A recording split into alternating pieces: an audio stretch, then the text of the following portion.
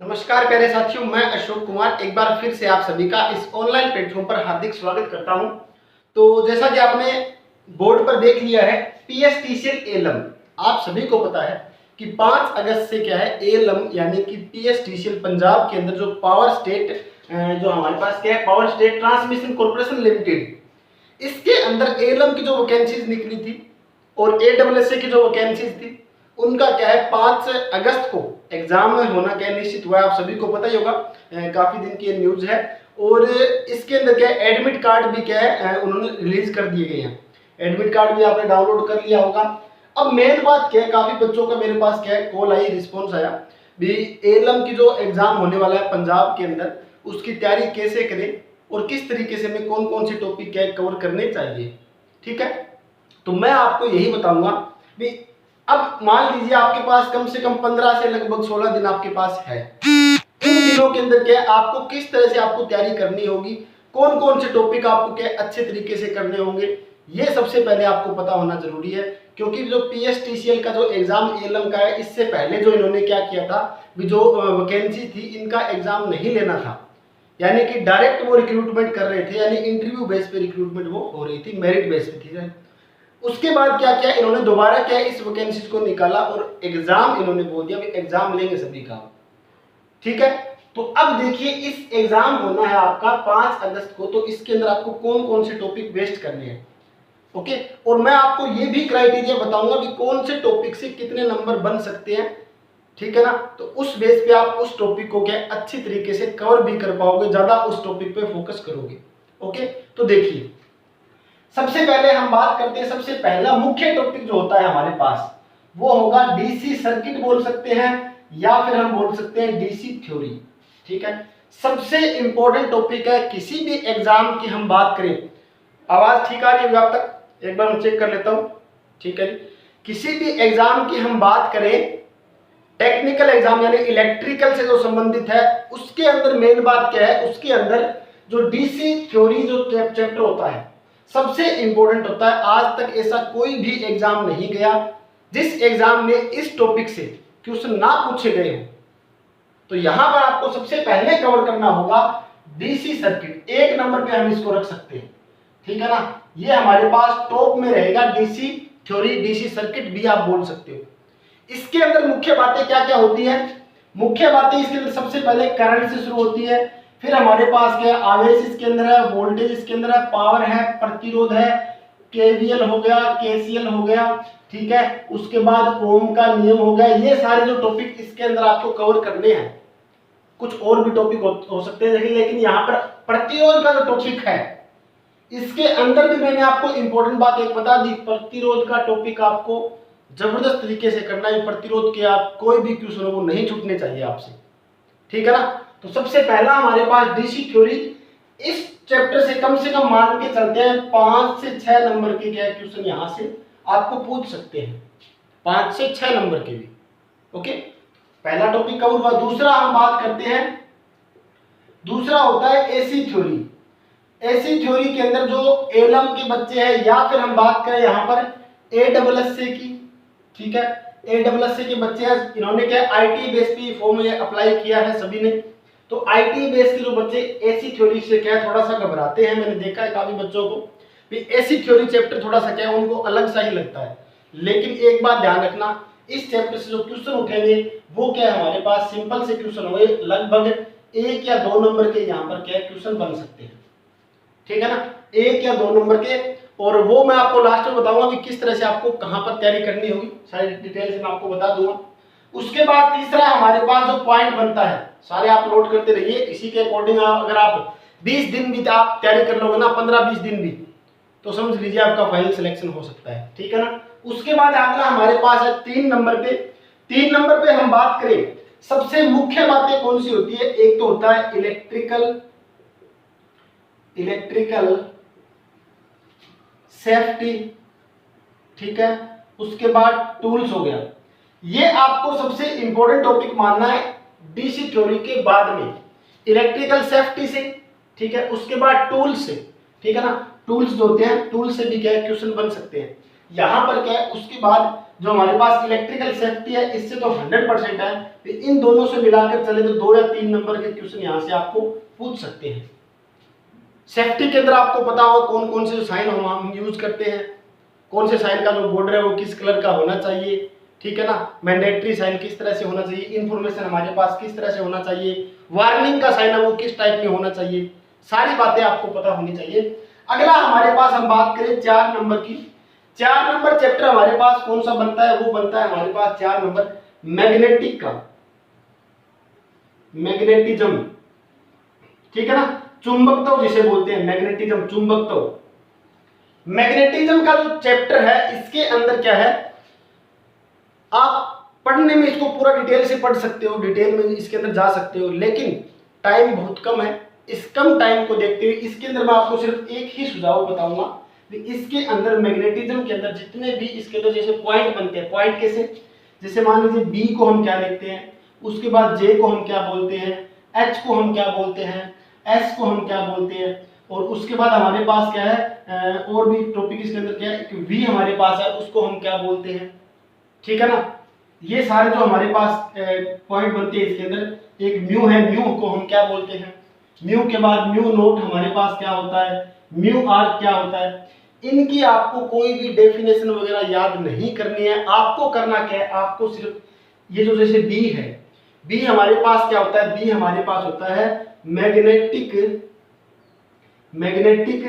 Flux density, इसे हम क्या बोलते हैं, मैग्नेटिक फ्लक्स डेंसिटी। आपको पता होना चाहिए बी हमारे पास मैग्नेटिक फ्लक्स डेंसिटी होता है।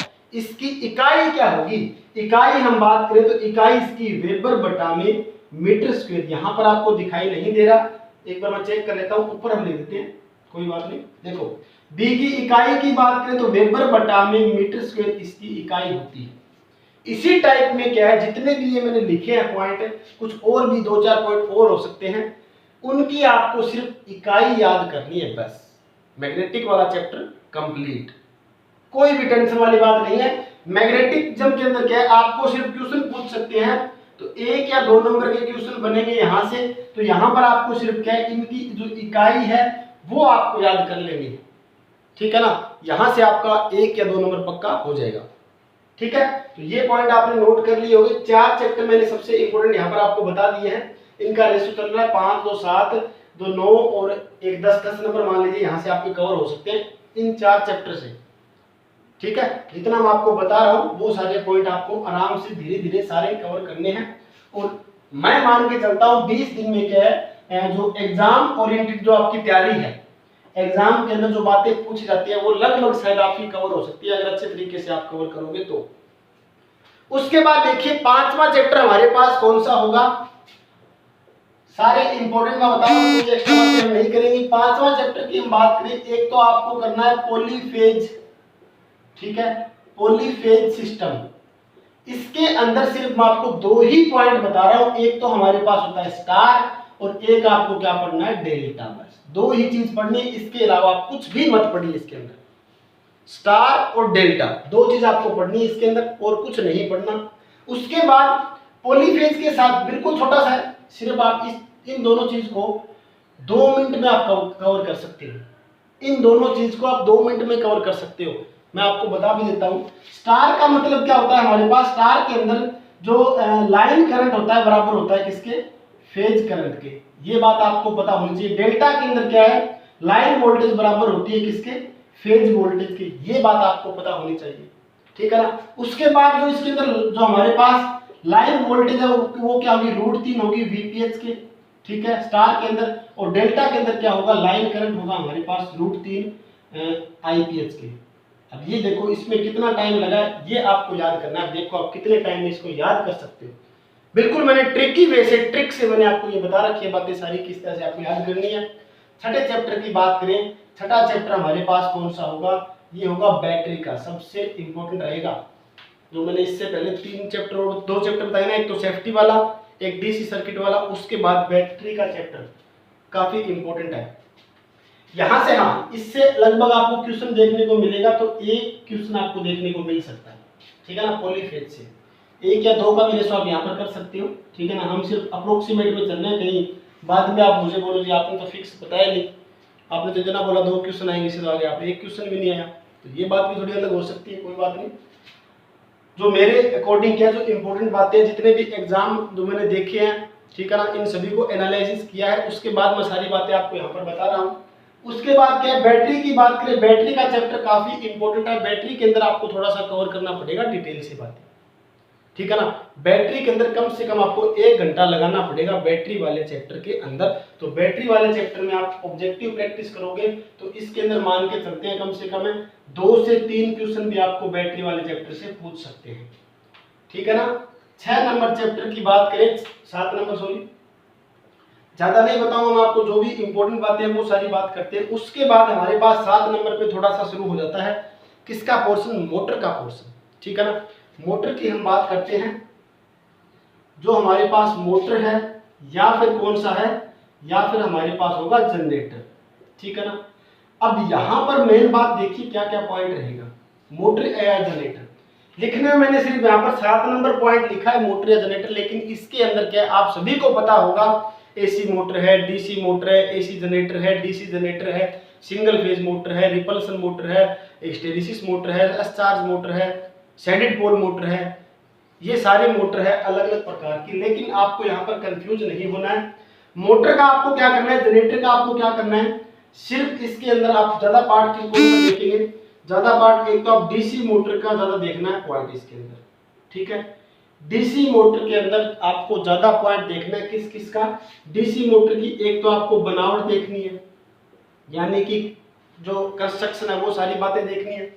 उसके बाद डीसी मोटर के अंदर जो वाइंडिंग हम देखते हैं ना, वेव वाइंडिंग और लैप वाइंडिंग, वो बस 2 पॉइंट आप इंपॉर्टेंट कर लीजिए, ठीक है। उसके बाद डीसी मोटर की जो स्पीड कंट्रोल कैसे कर सकते हैं, उसमें सिर्फ एक फॉर्मूला बनता है, वो फॉर्मूले बेस पे आपको क्वेश्चन बन जाएंगे, ठीक है ना। तो इसके अंदर आप एक स्पीड का जो फॉर्मूला होता है इसके अंदर डीसी मोटर के अंदर, अगर आप वो भी अच्छे तरीके से कर लेते हो तो डीसी मोटर आराम से कवर हो जाएगी।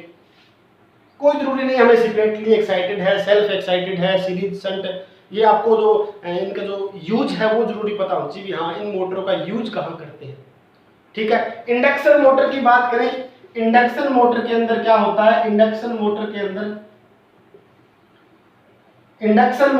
हम स्लिप का पॉइंट ज्यादा देखते हैं, स्लिप हमें जरूरी याद करनी होती है, स्लिप काफी इंपॉर्टेंट होता है इंडक्शन मोटर के अंदर, ठीक है ना। स्लिप और टॉर्क से काफी क्वेश्चन बनते हैं हमेशा, कोई भी एग्जाम हो उससे, ठीक है। तो ये पॉइंट आपको यहाँ पर कवर करने हैं। उसके बाद यहाँ पर हमारे पास एक और पॉइंट बनता है ट्रांसफॉर्मर का, ये इंपॉर्टेंट है। ट्रांसफॉर्मर से क्वेश्चन आपको पूछ भी सकते हैं काफी ज्यादा, क्योंकि जैसे कि एलएम की वेटेज देखें, हरियाणा के अंदर जो एलएम का एग्जाम हुआ था 40 क्वेश्चन पूछे गए थे टेक्निकल के, उन टेक्निकल 40 क्वेश्चनों में क्या है, सिर्फ ट्रांसफॉर्मर से ही क्या है कम से कम 10 क्वेश्चन पूछ लिए, वो कोई फिक्स नहीं है, अभी कम ज्यादा हो सकता है, एक सेट में 10 क्वेश्चन इसके पूछ लिए, दूसरे सेट में पूछे ही नहीं, ठीक है ना, ये भी हो सकता है। लेकिन आपको ट्रांसफॉर्मर कवर करना है अच्छे तरीके से, ट्रांसफॉर्मर की जो बनावट होती है, स्टेप अप स्टेप डाउन कैसे यूज करते हैं, ठीक है ना। इसके अंदर आपको सिर्फ मैं एक पॉइंट इंपॉर्टेंट बताऊंगा, एक तो ओपन सर्किट टेस्ट होता है, एक होता है शॉर्ट सर्किट टेस्ट, इन दोनों को आप अच्छे तरीके से कवर कर लीजिए। मेरा मानना यही है कि यहां से आपको क्या क्वेश्चन मिल जाएगा पक्का, ठीक है ना, ये आपको देखना है। तो ये हमारे पास क्या है, ट्रांसफार्मर को हम 8 नंबर दे सकते हैं, मोटर का यहाँ पर पार्ट हमारे पास हो गया, जनरेटर का आपको सेम इसी तरीके से देखना है बस, ओके। तो ये हमारे पास क्या है 8 पार्ट यहाँ पर हमने बना दिए, यहाँ तक आपने सारे देख लिए होंगे आराम से। इन सभी को आप एक बार नोट कर लीजिए, जो भी पॉइंट मैं आपको एक्स्ट्रा बता रहा हूँ बातें, ठीक है। तो इसको कर देते हैं रफ। उसके बाद देखिए जहां से डायरेक्ट जो क्वेश्चन आने वाले ही है, ऐसे चैप्टर पढ़ेंगे ना हम जिससे डायरेक्ट क्वेश्चन आते ही हैं, उन चैप्टरों से क्या है कभी भी क्वेश्चन नहीं छूटे हैं, तो वो चैप्टर मैं आपको बता रहा हूं। तो इसके बाद हमारे पास 9 नंबर पे एक होता है कौन सा, EMI, इलेक्ट्रिकल मेजरमेंट इंस्ट्रूमेंट, ठीक है ना। EMI जो इलेक्ट्रिकल मेजरमेंट इंस्ट्रूमेंट्स जो है, जितने भी हमारे पास वोल्ट मीटर है, वाट मीटर है, इनका आपको क्या करना है, इनका आपको जैसे मूविंग आयरन इंस्ट्रूमेंट होता है, एक मूविंग कॉइल होता है, मूविंग आयरन हम AC पे यूज करते हैं, DC पे यूज करते हैं, वो आपको पता होना चाहिए। मूविंग कॉइल है वो AC पे यूज करते हैं, DC पे यूज करते हैं, वो आपको पता होना चाहिए। इनके अंदर जो डैम्पिंग हम यूज करते हैं वो कौन कौन सी डैम्पिंग होती है, ये आपको पता होना चाहिए। तो ये सारी बातें आपको क्या है EMI के अंदर देखनी है, ठीक है। ईएमआई से आपको पक्का लग सकता है कि 2 से 3 क्वेश्चन आपको पूछ सकते हैं ईएमआई से। उसके बाद बात करें हम 10 नंबर पे, ये हमारे पास कौन सा होगा, ये होगा इल्यूमिनेशन का, प्रदीप्ति जिसे हिंदी में बोलते हैं इल्यूमिनेशन। ये भी काफी इंपॉर्टेंट है, इससे आपको मैं लिख के दे सकता हूं कम से कम 2 से 3 क्वेश्चन पक्के आपको पूछ सकते हैं। एक मिनट चेक कर लेता हूं सब कुछ ठीक चल रहा है ना, ठीक है, ओके है सब कुछ। तो इल्यूमिनेशन की बात करें, इससे आपको 2 से 3 क्वेश्चन आपको पूछ सकते हैं यहां से, इल्यूमिनेशन से भी, ठीक है ना। लेकिन पूछे पक्के जाएंगे, पर्सन पक्के बनने यहां से। इल्यूमिनेशन के अंदर बिल्कुल सिंपल से पॉइंट है, शॉर्ट पॉइंट है, वो आपको बस देखने हैं। इसके अंदर लैम्बर्ट जो हमारे पास कोसाइन नियम होता है, ठीक है ना, इनवर्स जो हमारे पास नियम होता है, वो सारे नियम आपको देखने हैं, ठीक है। 10 नंबर पार्ट हमारे पास हो गया। उसके बाद 11 नंबर की हम बात करें, 11 नंबर हमारे पास क्या होता है, एक अलग ही अपना टॉपिक बनता है, कौन सा, पावर सिस्टम का, ठीक है। पावर सिस्टम वैसे काफी लेंथी है, इसके अंदर कोई लिमिट नहीं है कितना क्या कुछ पढ़े, लेकिन पावर सिस्टम के अंदर डायरेक्ट मैं आपको ऐसे नहीं बता सकता कि आपको ये पॉइंट कवर करना है, ये नहीं करना है, ठीक है। लेकिन पावर सिस्टम का ओवरव्यू आपको पता होना चाहिए, डायरेक्टली आप कैसे पढ़ सकते हो, ठीक है। उसके बाद 12 नंबर की बात करें, 12 नंबर के अंदर आता है हमारे पास इलेक्ट्रॉनिक्स का पोर्शन, और इलेक्ट्रॉनिक्स से भी क्या है काफी क्वेश्चन बनते हैं। इसी के अंदर इलेक्ट्रॉनिक्स के अंदर भी कौन सा आता है, एक तो इसके अंदर डिजिटल भी आता है, ठीक है ना, डिजिटल भी आता है, इलेक्ट्रॉनिक्स में हमारे पास बेसिक इसके अंदर आएगा। तो ये पॉइंट आपको कवर करने होंगे। उसके बाद हमारे पास इन दोनों से मिलाकर बात करें, कम से कम 4 से 5 क्वेश्चन यहाँ से पूछ सकते हैं, लेंथ की चैप्टर है, ठीक है ना, लेकिन आपको पता होना चाहिए कि कौन कौन से पॉइंट पढ़ने हैं, वो जरूरी बातें हैं हमारे लिए। उसके बाद हमारे पास 13 नंबर पे बात करें, 13 नंबर पे हमारे पास कौन सा रहेगा, एक वाइंडिंग का चैप्टर रहेगा, ठीक है ना, वाइंडिंग विद वायरिंग, वायरिंग हमारे पास चैप्टर रहेगा। वायरिंग आपको पक्का कंफर्म करना है, ठीक है ना, वायरिंग आपको कंफर्म करना है। तो ये हमारे पास क्या मुख्य चैप्टर है, जो कि मैंने आपको ओवरव्यू आपको बताया कि ये टॉपिक तो आपको कवर करने ही करने हैं, ठीक है, ये टॉपिक तो आपको कवर करने ही है। इसी के साथ में मैं आपको एक जानकारी देना चाहूंगा। जानकारी क्या है कि केटीपी क्लासेस ऐप आप सभी को पता होगा, केटीपी क्लासेस ऐप हरियाणा के अंदर और पंजाब के अंदर भी क्या है काफी अच्छी चल रही है। केटीपी क्लासेस ऐप पर क्या है, हमने 19 तारीख से यानी कि 19 जुलाई से जो पीएसटीसीएल है, पीएसटीसीएल एएलएम का एंड एडब्ल्यूएसए का क्या है, एक क्रैश कोर्स शुरू किया है, ठीक है, क्रैश कोर्स शुरू किया है हमने। क्रैश कोर्स के अंदर क्या होगा, क्रैश कोर्स सिर्फ रहेगा 15 दिन का, 15 दिन का ये क्रैश कोर्स रहेगा। तो इस 15 दिन के क्रैश कोर्स के अंदर क्या है, मैं आपको कंप्लीट जितने भी पॉइंट मैंने आपको बताए हैं, सिलेक्टेड पॉइंट मैं आपको कवर करवाऊंगा इस क्रैश कोर्स के अंदर, ठीक है। तो जो भी बच्चा इच्छुक हो वो क्या, यानी कि 19 जुलाई को हमारा ये बैच शुरू होने वाला है, सिर्फ 15 दिन का रहेगा, इसको आप ज्वाइन कर सकते हो, ठीक है ना। इसके अंदर अगर लगे हाँ तैयारी आप कर रहे हो और आपको ये तैयारी करनी चाहिए, ठीक है, तो आप उस बैच को क्या ज्वाइन कर सकते हो। केटीपी क्लासेस ऐप प्ले स्टोर से आप डाउनलोड करोगे तो वहां पर क्या डायरेक्ट आपको मिल जाएगा केटीपी क्लासेस ऐप, येलो कलर का लोगो आपको देखने को मिलेगा, ठीक है, और इस बैच को आप क्या ज्वाइन कर सकते हो। ओके, तो यही जानकारी की उम्मीद करता हूं पसंद आया है आपको, तो मिलते हैं नेक्स्ट, धन्यवाद।